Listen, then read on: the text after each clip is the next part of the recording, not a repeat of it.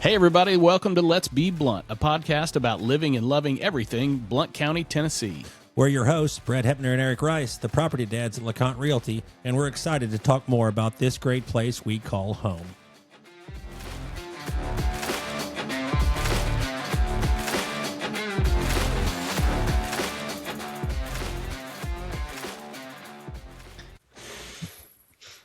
All right. Well, we're really excited about this episode because we get to talk to a new friend, someone who we have not yet met, but we've heard great things about, and that is Director of Guest Relations at Blackberry Farm, Brian Lee.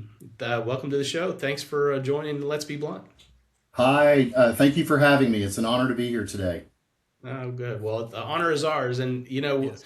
It's called Let's Be Blunt for a reason. We usually, try to make a connection with our guest and Blount County.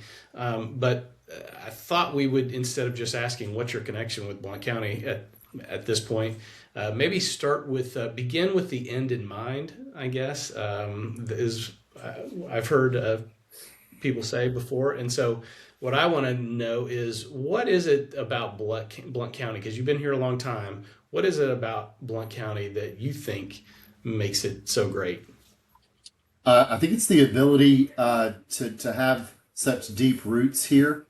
It's a community of people with longevity, and so you can make lifelong friends.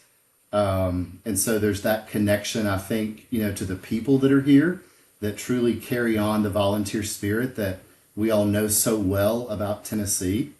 I think there's something very unique about the geographic location of Blount County, being right at the base of our beloved Smoky Mountains, and so I think it provides kind of this sense of grounding that's there as well. There's so much history that happened here, and I just think it's a very special part of the world that we all are lucky to get to be in. Yeah, you said it. I think we have heard that story from several of our guests, haven't we, Brett? Absolutely, we have, yes. Yeah, lots of generations, like multiple generations, all growing up in Blount County. And you were you born here? Is this where you? No, I was born in Athens, Tennessee, and so Okay, not I far. was not far away. Just about 40 minutes down the road. But I was raised on a dairy farm before my family moved to North Blount County, Seymour to be exact. Yeah. Okay. And so, what was it like for you as a kid growing up in Blount County? I think that it was simple. It was remote. It seemed, like it was far, far away from the big city of Knoxville. I loved that rural feeling, and kind of visiting family members that lived back in the hollers, which is a kind of hard for me to say. I would say hollow, but that's probably wrong. That's not Um, right, yeah. and, You don't say and Maryville, do you?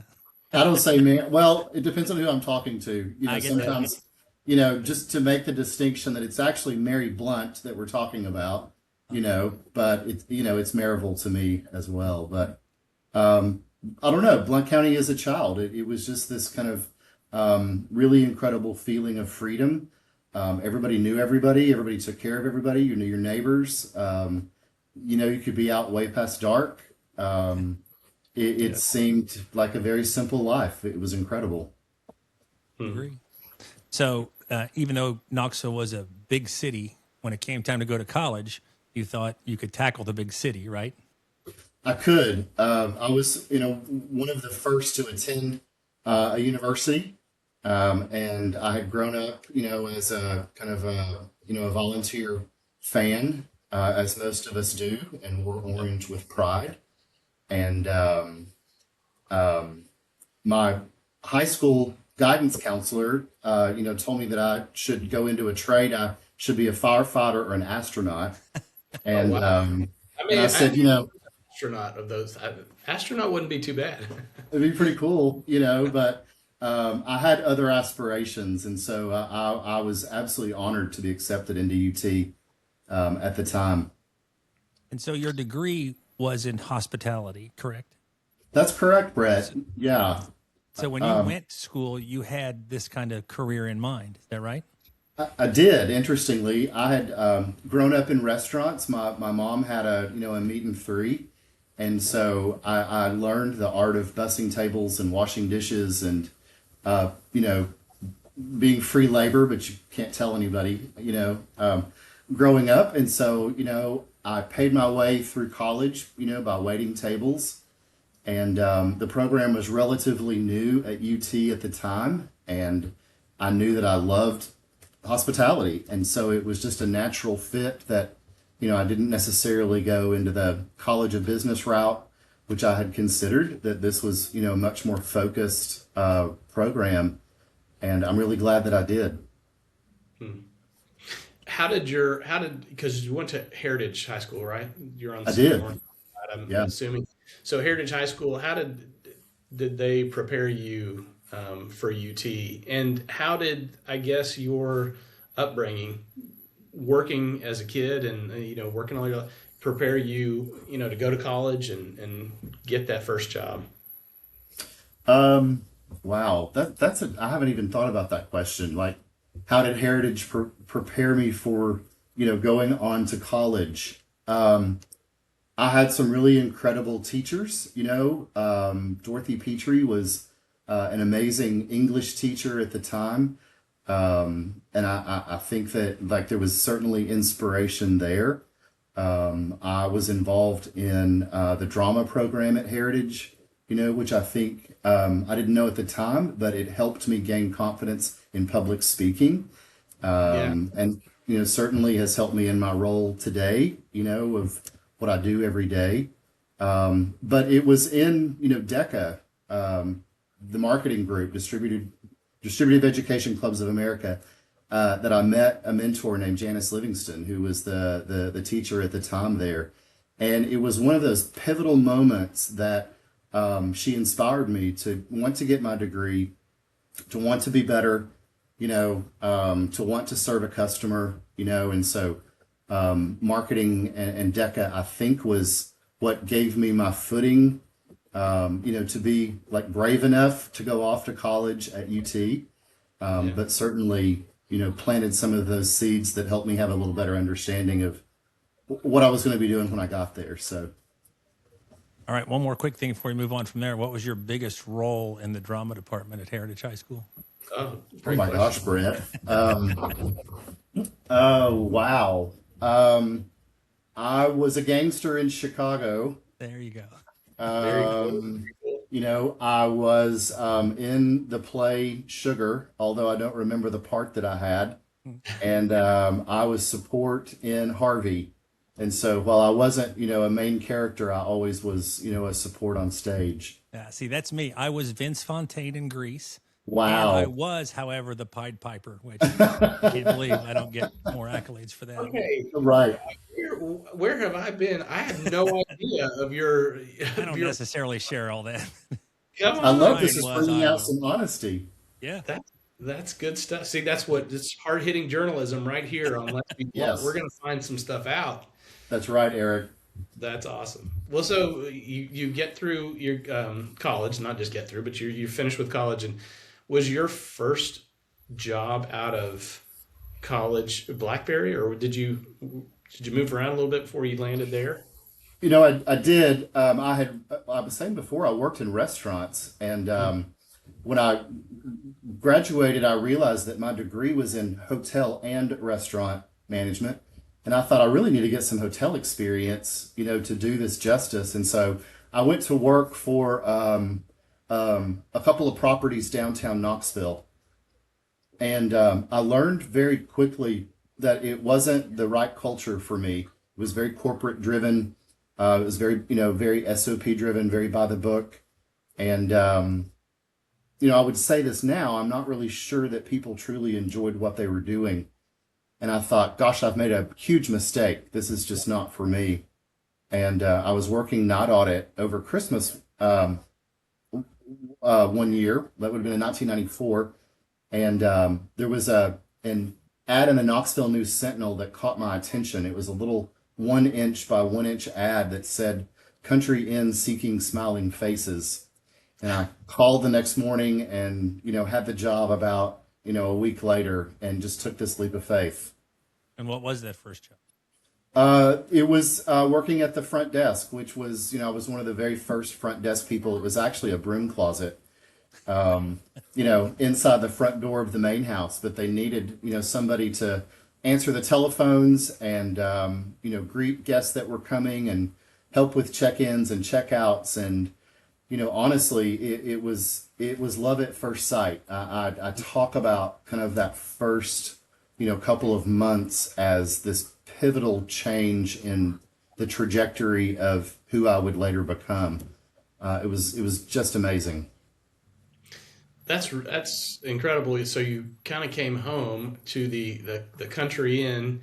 Was it Blackberry? It wasn't Blackberry as we know it probably today, but was it Blackberry owned by the Bell family, and or what was it, the status of Blackberry at that time? Sure. Well, we're celebrating our 50th year of the Bells owning Blackberry. Okay. And so they would have bought it as a family home in 76. They opened it to the public officially as an inn in 90, and I came along in 95. And so there were maybe 50 or so employees. It was a very small, sleepy, a very quiet kind of inn. It had, 29 bedrooms, maybe 40% occupancy. It was busy on the weekends. It was a drive market from Atlanta. And, the staff would greet guests. They would serve tables. They would turn down the rooms. They would do everything. And it was amazing. Wow. So the farm has really evolved from that point, and then so have your roles within. I mean, you've stayed there for the rest of your career since then, correct? You've been there. I have. Yeah, 31 years. Yeah, 31 years. So tell us about how your roles have evolved, kind of alongside what Blackberry's has.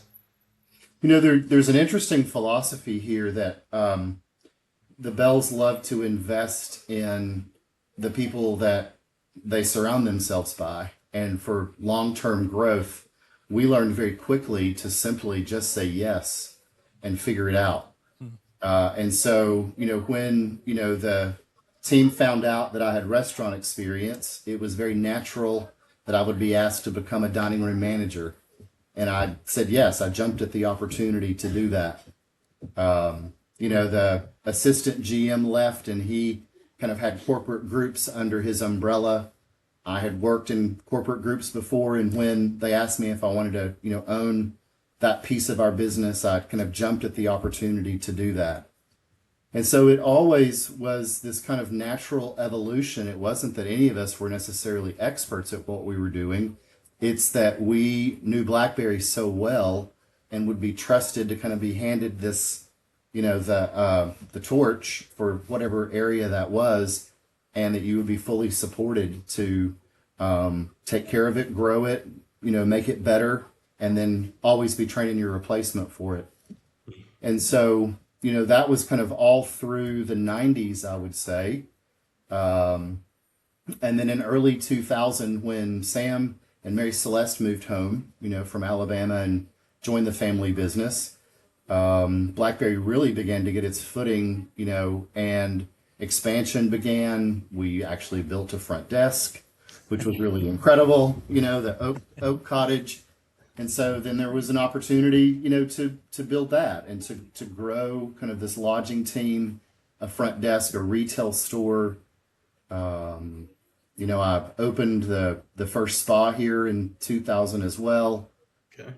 Which was interesting, like not knowing anything about the spa industry, but to be trusted to kind of take this and run with it and figure it out, right? Figure it out, right? So that's your title was no longer dining room manager at that point. Then what was your next progression? Oh gosh, I was assistant general manager for a little while. I wore the hat of innkeeper for a while before we hired kind of our first formal general manager, Matt Alexander, who joined us in the late 1990s. a great friend of the family as well. And so, then it was kind of this shift to a lodging manager. And then very quickly, director of guest relations would have come along kind of early 2000s. And I feel like I've always had this incredible luxury of owning the quality of the guest experience at all times. And so that voice, representing the guest, the quality, our hospitality, kind of getting to be the architect of that hospitality journey for our guests. And so that director of guest relations title has just stuck for a very long time. Okay, we were talking though before we started recording this that the director of guest relations didn't stick. It went away, right? It did. So tell us that story. Kind of midway through, Sam's tenure, we kept hearing from guests that they wanted to talk to a general manager. And, Matt Alexander, had grown his role into something very, very different. And we didn't have one. We didn't need one. There were lots of, leaders, but that title was just kind of, it was empty. And so Sam said, Brian, you generally manage any guest need at any time, at any level. You're the most empowered. You represent the brand. Let's change your title to general manager and see if guests like that. Because nobody knew what director of guest relations was, right? Right. That you're kind of talking to the person that you need to talk to. I can solve your problem. Yeah. And so, general manager fixed it. They knew that they were speaking to the person that would help them with whatever it was. And so, that made sense for 5 years, 6 years, something like that. And then, the need of our guests shifted again. And so I fell back into that director of guest relations role very naturally. You've probably been there long enough that if they want something done, they'll just ask for Brian instead of some title. It is true. I am honored to get to do it that way. Yes. Because we're not very title driven. Yeah. Yeah. I was just going to say that seems very empowering, but also it seems like it's fitting the job to the person instead of the person to the job. Very true. This is who you are. This is what you are capable of doing. And right. So just go do it. It makes sense, and BlackBerry's never been about one person. There isn't one image, it is a group of people leading this. And I love how you framed that, your role is not defined by your title. Your role is defined by your character, your respect, your trust, your sense of responsibility with it. Mm-hmm. And so it's a really unique way of running a business. So there are some people that it seems unlikely, but not everybody, I guess, knows the story or about Blackberry Farm as it exists and as it existed. So can you, how would you define to people what Blackberry Farm is? Let's start with the farm and then we'll go from there. Sure. The simple one is we are a small luxury hotel nestled in the foothills of the Great Smoky Mountains of Tennessee. We're, a 4,200 acre estate, 50% of which is in land conservancy, which means it'll never change. We are a small, intimate property. We only have 80 guest rooms. And the beautiful part is that there are over 800 team members taking care of those 80 guest rooms. Wow. And so in kind of a normal operation, you would have maybe 10 guests to 1 team member ratio, and if you do the math, we have reversed that, we have 8 team members to, 1 guest room. And it allows us to provide this really elevated level of service that you don't get. I think I can say you don't get anywhere else in the world, but I'm also very biased. I know there's some great properties out there, but, legendary hospitality is something that we want to be known for. And And so at our core, we're still a family home. We're still owned by the Bell family. We're proud that they are still as involved today as they've ever been. And it adds such a unique framework to the way that we get to do things here that it still feels like a family home. And that's how we want guests to feel when they come and stay with us. And that's a great definition. And I guess my question is, back when you started as a front desk person in a closet, it wasn't that, right? I mean, people didn't look at Blackberry as being that sort of a luxury. Did it just evolve into that? It evolved, and it was a natural evolution. I was talking to somebody today, and I said it's interesting that like nobody had a master plan. It's not like that there was this business plan that was put together that said we're going to be this high-end luxury resort. Like that's what we're striving for. It has always been about being your best every day and allowing this to evolve under really incredible leadership into something that our guests want it to be. And there's a niche in the market for luxury that is very unique. And we're honored that, people will travel from all corners of the country now to come and stay with us. But if you go back into those 1990s, really, when Chris and Sandy, Mr. and Miss Bell, they'll talk about it, really it was just about paying the mortgage and finding a way to keep this going. Mr. Bell's business took him to Mobile, Alabama, being the founder of Ruby Tuesday. And so they'll talk about, finding a way to keep this house. And by doing that, it was to share it. And so that really, is that ethos that started what we're doing today, is their love of knowing that this is a very special piece of land and they wanted to share it with people. So it just evolved from there. Not to, don't want to make it all about the farm. We, focusing on you today and your role there, but you've mentioned the Bell family several times. I know that it was important to them that they be a part of the community, not just, out there in the community. And I know they do so much for Blount County. Can you talk about that a little bit? I know they don't like accolades and they don't like to be, I guess a light shine on them for, the things that they do, but they do a lot for Blount County. It's interesting when you think about the ways that, Blackberry loves to be involved with the community, whether it's supporting nonprofits like the Boys and Girls Club or New Hope Advocacy Center, whether it's kind of honoring the need for a high school student to be able to have sharp skills, hard skills to get a job if college isn't necessarily for them, and creating these programs and these tracks for young people to find their way through hospitality. You look at, the involvement with the Pellissippi Blount County campus that Blackberry, has been involved in supporting this wonderful culinary center that they have there that, helps teach pastry skills and kitchen skills. It's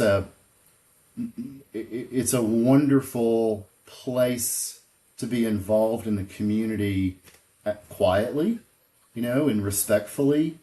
But really it's about investing in people that can use those skills to better themselves, as they move forward in their careers in life. And, there's a part of us too that we need future restaurateurs and, culinarians and chefs and hospitalians. And so that's kind of one arm of it, I would say. The other is just in this protection of the land and our view.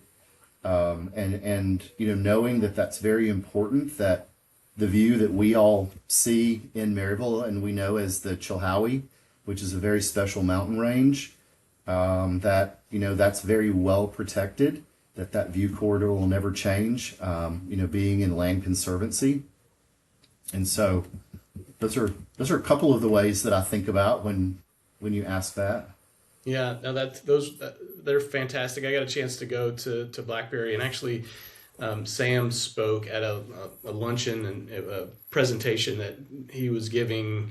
They were giving a grant to an organization that I was involved with, and just I was just so impressed with how important it was. Not about them being the one giving, but that they focused on what it is you're doing and how can we help you get that done. So that Right. was I was really very impressed with that. Hmm. Yeah.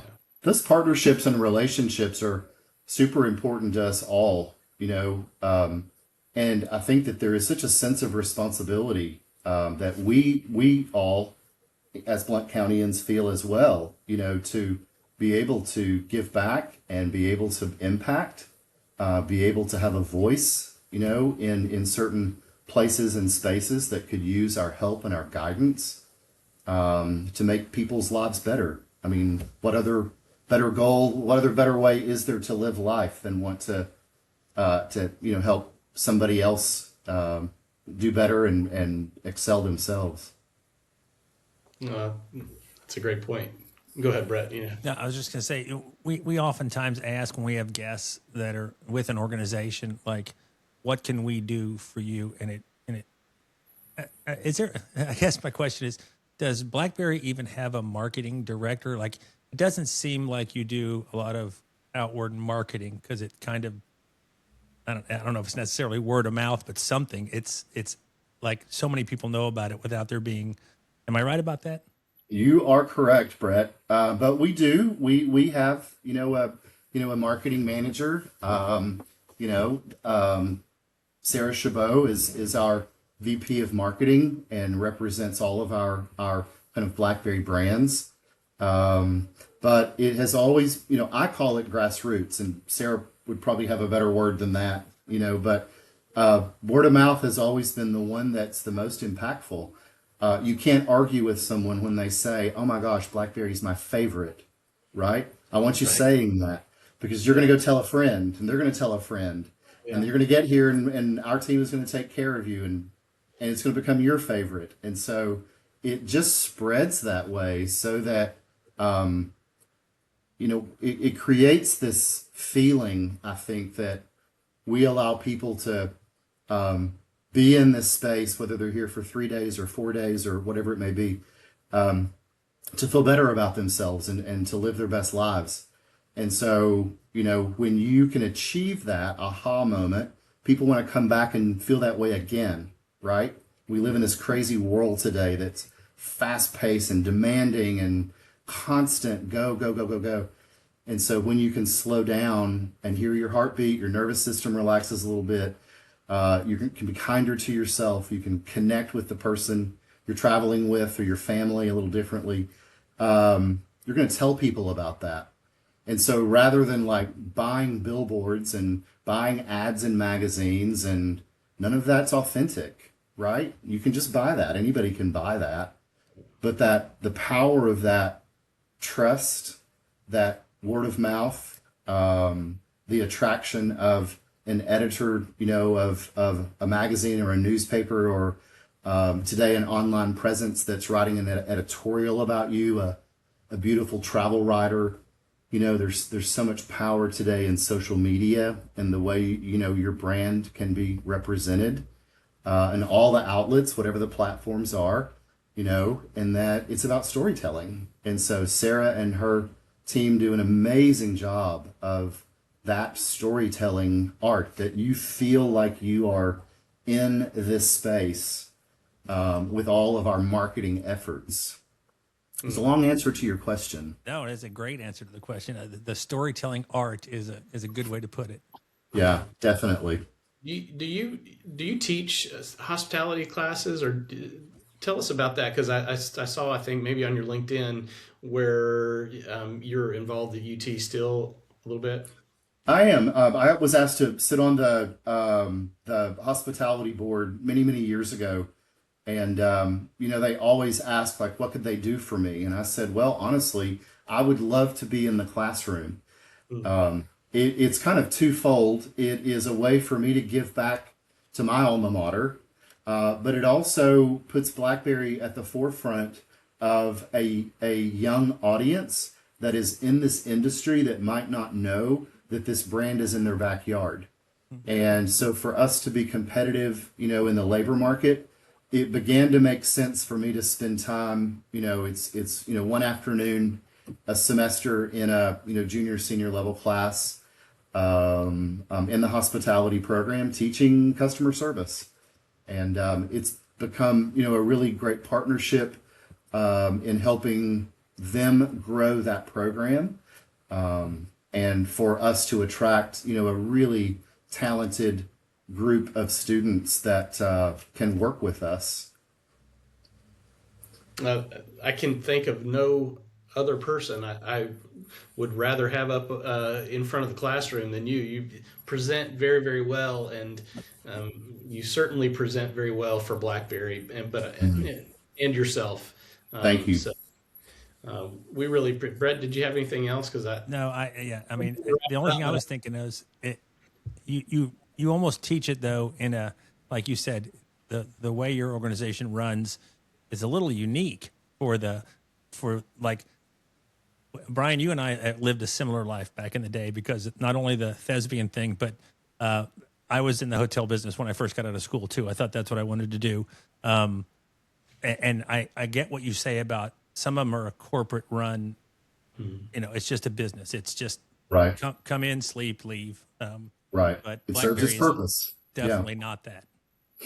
It's not, and we never wanted it to be that way. This is a destination for our guests to come and stay, for our team to build their careers. I say that we have had the honor of welcoming the world to Tennessee.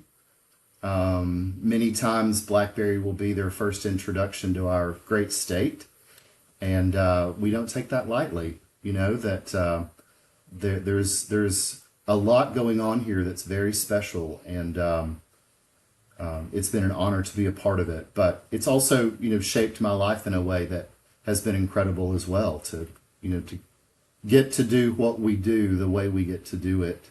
I can't imagine any other better way in hospitality to do it.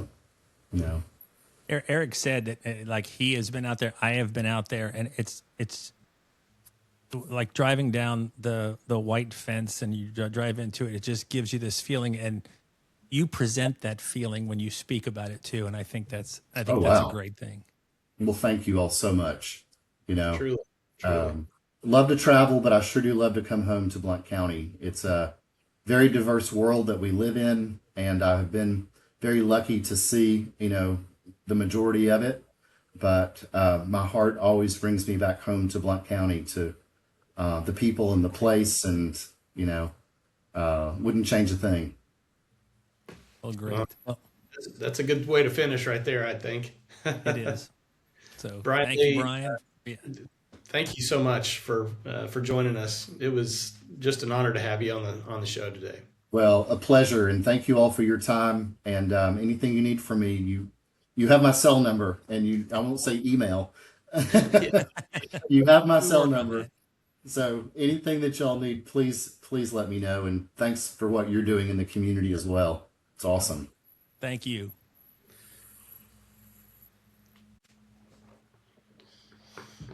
Oh, wow. That was great. It was. I mean, like I said at the end there, I mean, the way he talked about it is how you feel about it. I mean, it's like, hey, we're here for you. This is, it's so, I mean, I couldn't even put it into words like he did. Everywhere I go, people ask, well, where are you from? And Maryville, Tennessee. And they're like, oh, that's BlackBerry's close to you, isn't it? Or I'll say, Maryville, Tennessee. I don't know. Well, it's south of Knoxville. It's near. We're like 20 minutes from the Smoky Mountains, near Blackberry Farm, and they're like, "Oh, Blackberry Farm, yeah, I know." I mean, everybody knows about Blackberry Farm, no matter where I go. Yeah, and like I said, I've never seen an ad for BlackBerry. I've never seen anything, and we live as close as you're going to get to it. You don't see that. People know about it. Well, it's not. I mean, it's not.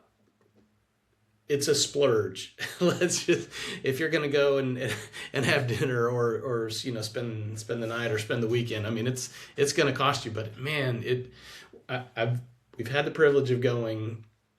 We actually spent the night at the Blackberry Mountain, which we didn't talk about with Brian, but right after COVID, it was our 25th anniversary, and we went and spent a night up there, and they were just getting back. I mean, wearing masks, like inviting, but I mean, it was there are few places, few organizations that make you feel like you are the most special person there. Yeah. And I mean, Yes. they had other guests there, but they made us feel like, oh, you are the most important people on this property. And so they do such a nice job. Agreed. Yeah, we didn't even talk about like if you don't know about Blackberry, the other things that are there, like you could fly fish. Oh, while you're there. I went fly. You Listen, did.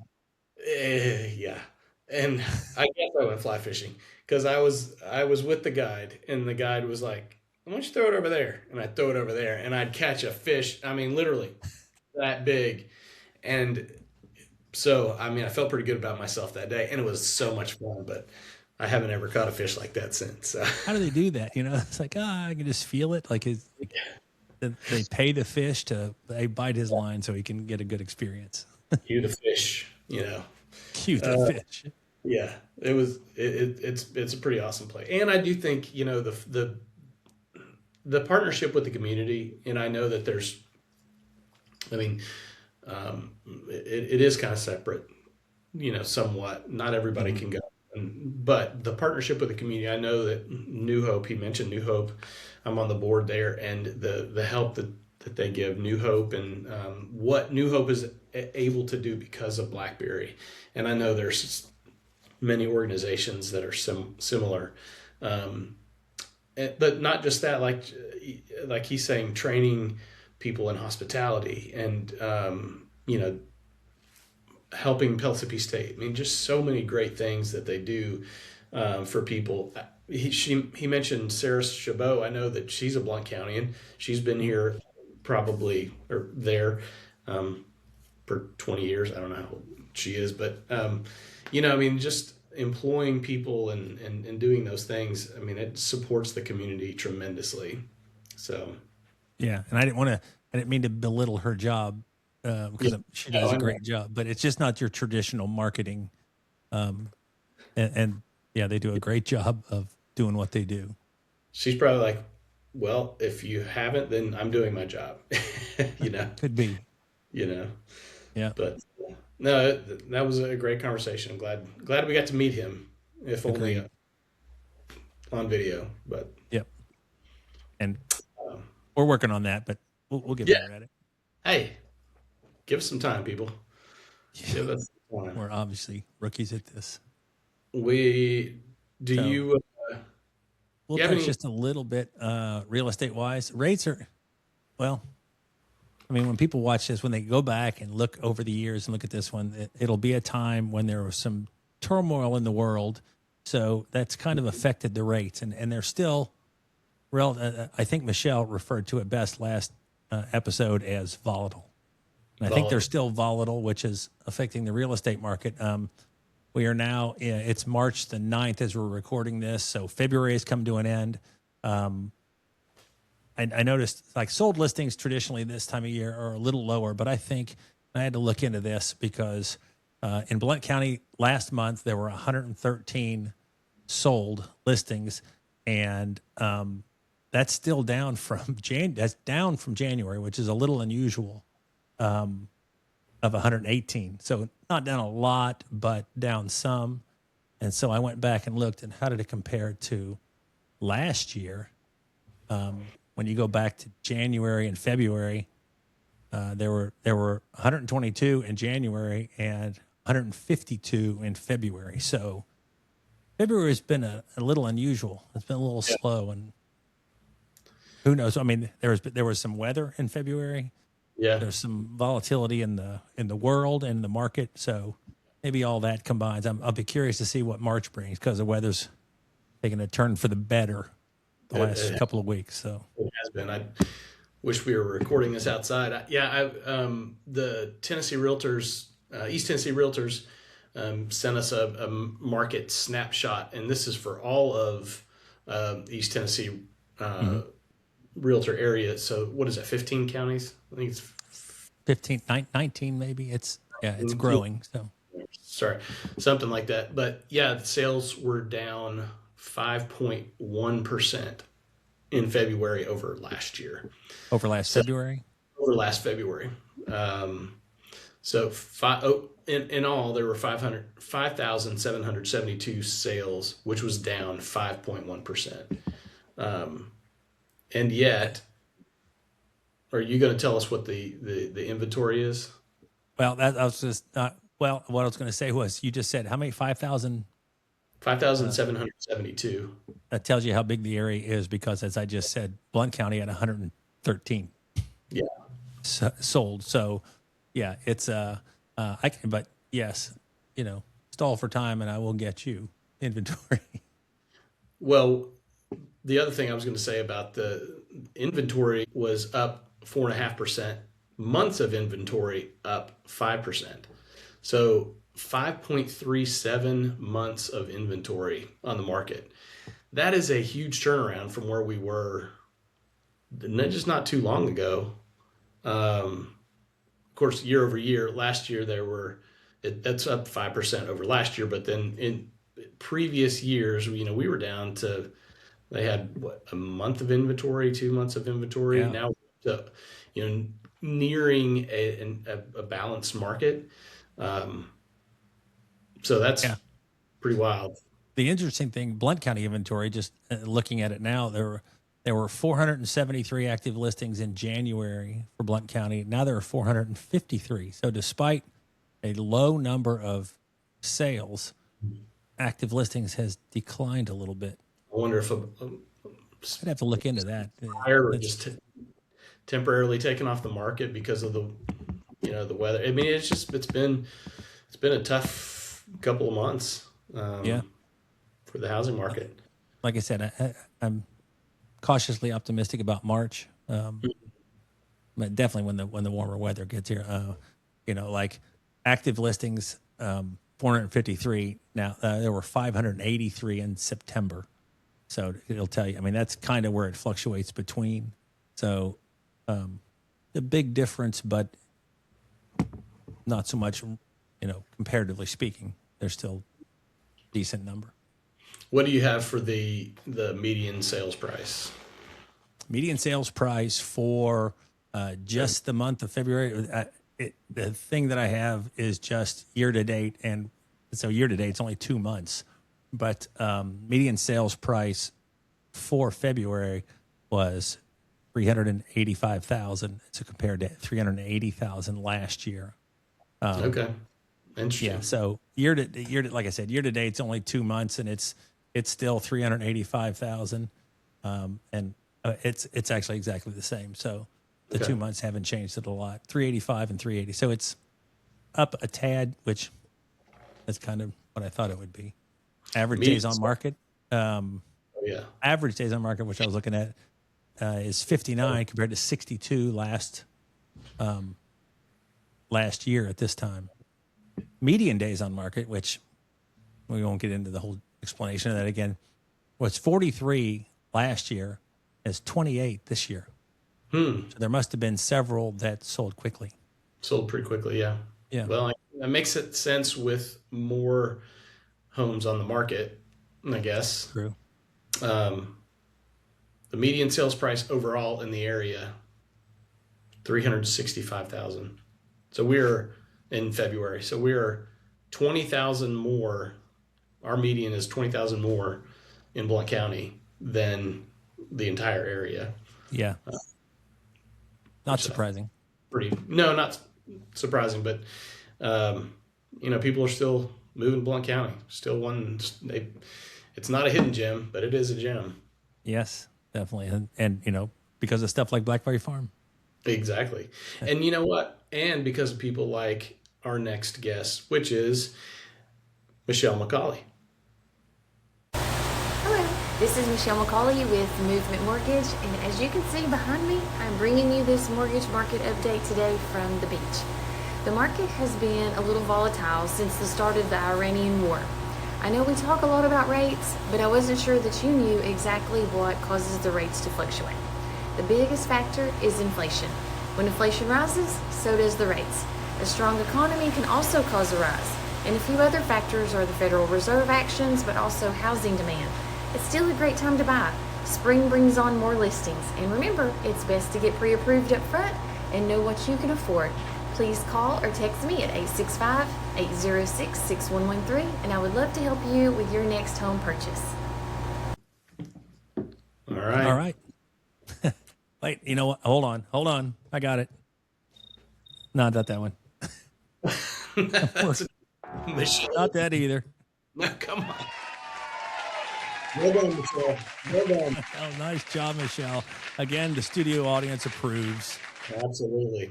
We should take questions from our studio audience. I mean, when you said that, hands shot up all over the place. So That's right. we'll have to get those to another time. We don't have that kind of time. Oh, I mean, our listeners could sit and just listen to us forever, couldn't they? There are people out there right now going, they have a studio audience? If people have made it this far, they're like, they're still talking. Yeah. Oh, that's true. Hold on, we got a question. Yogi, what's your question? Yeah.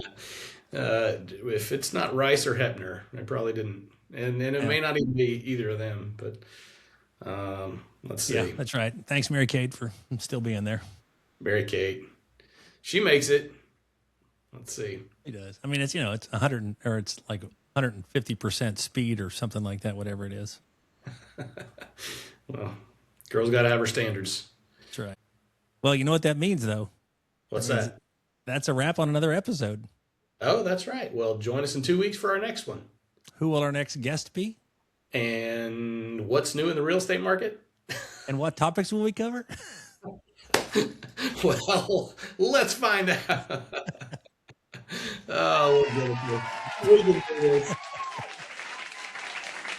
This. Good enough.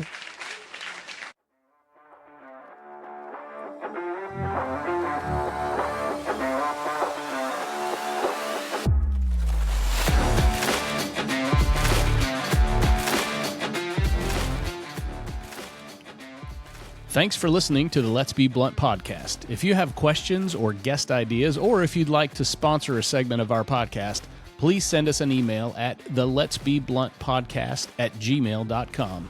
I'm Brad Hepner. And I'm Eric Rice. And we call ourselves the Property Dads. As local realtors, we want you to know and love this community as much as we do. If you have questions about real estate, don't hesitate to call us at LeConte Realty at 865-268-4180. We'll be happy to help.